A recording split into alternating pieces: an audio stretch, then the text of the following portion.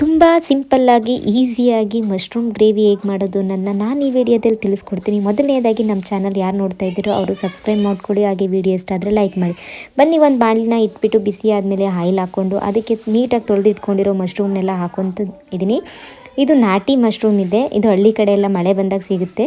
ತುಂಬ ಟೇಸ್ಟಿಯಾಗಿರುತ್ತೆ ಈ ಥರ ಮಾಡೋದು. ಇದನ್ನು ನೀಟಾಗೆಲ್ಲ ತೊಳ್ಕೊಂಡಾದ್ಮೇಲೆ ಅದನ್ನು ನೀಟಾಗಿ ನೀರೆಲ್ಲ ಬಿಟ್ಕೊಳ್ಳೋಂಗೆ ಫ್ರೈ ಮಾಡ್ಕೋಬೇಕು. ನಿಮಗೆ ಗೊತ್ತಾಗುತ್ತೆ, ಅದು ಮಶ್ರೂಮ್ನ ಬಿಸಿ ಮಾಡೋ ಫ್ರೈ ಮಾಡ್ತಾ ಇರಬೇಕಾದ್ರೆ ನೀರೆಲ್ಲ ಬಿಟ್ಕೊಳ್ಳುತ್ತೆ. ನೋಡಿ, ನೀರು ಬಿಟ್ಕೊಂಡಿದೆ. ಇವಾಗ ಇದು ನೀರೆಲ್ಲ ಹಿಂಗಬೇಕು ಅಂತ ಗಂಟ ಫ್ರೈ ಮಾಡ್ಕೋಬೇಕು. ಈ ಥರ ಏನಾದರೂ ಒಂದ್ಸಲ ನೀವು ಮಾಡಿದ್ರೆ ಮತ್ತೆ ಮತ್ತೆ ತಿನ್ನಬೇಕು ಅಂತ ಅನಿಸುತ್ತೆ. ಇದನ್ನು ದೋಸೆ, ಚಪಾತಿ, ಇಡ್ಲಿ, ಆಮೇಲೆ ಬಿಸಿ ರೈಸ್ಗೂ ಸಹ ತುಂಬ ಚೆನ್ನಾಗಿರುತ್ತೆ. ಈಗ ಇದೆಲ್ಲ ಫ್ರೈ ಆಗಿದೆ, ಎತ್ತಿಟ್ಬಿಟ್ಟು ಒಂದು ಮಿಕ್ಸಿ ಜಾರ್ಗೆ ಒಂದು 3 ಈರುಳ್ಳಿನ ತೊಗೊಂಡು ಹಾಕ್ಕೊತಾ ಇದ್ದೀನಿ. ಇದಕ್ಕೆ 1 ಇಂಚು ಶುಂಠಿ, ಆಮೇಲೆ 1 ಗಡ್ಡೆ ಬೆಳ್ಳುಳ್ಳಿನ ಸೇರಿಸ್ಕೊತಾ ಇದ್ದೀನಿ. ನುಣ್ಣಗೆ ಪೇಸ್ಟ್ ಮಾಡಿಕೊಂಡು ಸಪ್ರೇಟಾಗಿ ಎತ್ತಿಟ್ಕೊಂಡು, ಮತ್ತು ಅದಕ್ಕೆ ಕೊತ್ತಂಬರಿನ ಪೇಸ್ಟ್ ಮಾಡ್ಕೊಂಡು ಸಪ್ರೇಟಾಗಿ ಎತ್ತಿಟ್ಕೊತಾ ಇದ್ದೀನಿ. ಮತ್ತು ಅದೇ ಬಾಣಲಿನ ತೊಗೊಂಡು ಬಿಸಿ ಮಾಡೋಕ್ಕಿಟ್ಟು ಒಂದು ಆಯಿಲ್ ಹಾಕ್ಕೊಂಡು ಸ್ವಲ್ಪ ಜೀರಿಗೆ ಹಾಕ್ಕೊಂಡು ನಾವೇನು ಪೇಸ್ಟ್ ಮಾಡಿಟ್ಕೊಂಡಿದ್ವೋ ಈರುಳ್ಳಿ, ಶುಂಠಿ, ಬೆಳ್ಳುಳ್ಳಿನ ಆ ಪೇಸ್ಟ್ನ ಹಾಕ್ಕೊಂಡು ಫ್ರೈ ಮಾಡ್ತಾಯಿದ್ದೀನಿ. ಇದು ಫ್ರೈ ಮಾಡಬೇಕಾದ್ರೆ ಲೋ ಫ್ಲೇಮಲ್ಲಿ ಇರಬೇಕು.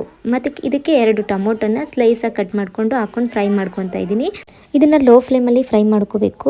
ಇದಕ್ಕೆ ರುಚಿಗೆ ಎಷ್ಟು ಬೇಕೋ ಅಷ್ಟು ನೋಡ್ಕೊಂಡು ಖಾರ ಆ್ಯಡ್ ಮಾಡ್ಕೊತೀನಿ. ನಾನು ಇದಕ್ಕೆ 1 ಸ್ಪೂನಷ್ಟು ಚಿಕನ್ ಫ್ರೈ ಮಸಾಲಾನ ಸೇರಿಸ್ಕೊತಾ ಇದ್ದೀನಿ. ಇದನ್ನು ಮಸಾಲೆ ಹಸಿ ಸ್ಮೆಲ್ ಹೋಗೋ ಗಂಟ ಫ್ರೈ ಮಾಡ್ಕೋಬೇಕು. ನಿಮಗೆ ಗೊತ್ತಾಗುತ್ತೆ ಫ್ರೈ ಮಾಡ್ತಾ ಕೊತ್ತಂಬರಿ ಪೇಸ್ಟ್ ಮಾಡ್ಕೊಂಡಿರೋದನ್ನ ನಾನು ಅದಕ್ಕೆ ಸೇರಿಸ್ಕೊಂಡು ಫ್ರೈ ಮಾಡ್ಕೊತಾ ಇದ್ದೀನಿ. ಇದು ನೀಟಾಗಿ ಎಣ್ಣೆ ಬಿಟ್ಕೊಳ್ಳೋ ಗಂಟ ಲೋ ಫ್ಲೇಮಲ್ಲೇ ಫ್ರೈ ಮಾಡ್ಕೋಬೇಕು. ಈಗೆಲ್ಲ ಎಣ್ಣೆ ಬಿಟ್ಕೊಂಡಿದೆ, ಗೊತ್ತಾಗ್ತಾ ಇದೆ ಅನಿಸುತ್ತೆ ನಿಮಗೆ. ಇವಾಗ ನಾನು ಇದಕ್ಕೆ ಮಶ್ರೂಮ್ನ ಫ್ರೈ ಮಾಡ್ಕೊಂಡು ಇಟ್ಕೊಂಡಿದ್ನಲ್ಲ, ಅದನ್ನು ಸೇರಿಸ್ಕೊಂಡು ನೀಟಾಗಿ ಮಸಾಲೆ ಎಲ್ಲ ಮಿಕ್ಸ್ ಆಗಂಗೆ ಫ್ರೈ ಮಾಡ್ತಾಯಿದ್ದೀನಿ.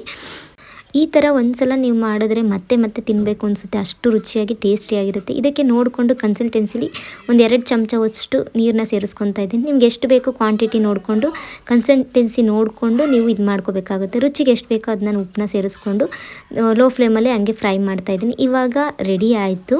ಈಗ ಸ್ಟವ್ ಆಫ್ ಮಾಡಿ ಆರಕ್ಬಿಟ್ಟು ಒಂದು ಬಟ್ಟಲ್ಗೆ ಸರ್ವ್ ಮಾಡ್ತಾಯಿದ್ದೀನಿ. ನೋಡಿದ್ರಲ್ಲ, ಸಿಂಪಲ್ಲಾಗಿ ಮಶ್ರೂಮ್ ಗ್ರೇವಿ ಹೇಗೆ ಮಾಡೋದು ಅಂತ. ಈ ವಿಡಿಯೋ ಇಷ್ಟ ಆಗಿದೆ ಅಂತ ಅನ್ಕೊತೀನಿ. ಇಷ್ಟ ಆಗಿದ್ರೆ ಒಂದು ಲೈಕ್ ಮಾಡಿ, ಹೇಗೆ ಅನ್ನಿಸ್ತು ಅನ್ನೋದನ್ನ ಕಾಮೆಂಟ್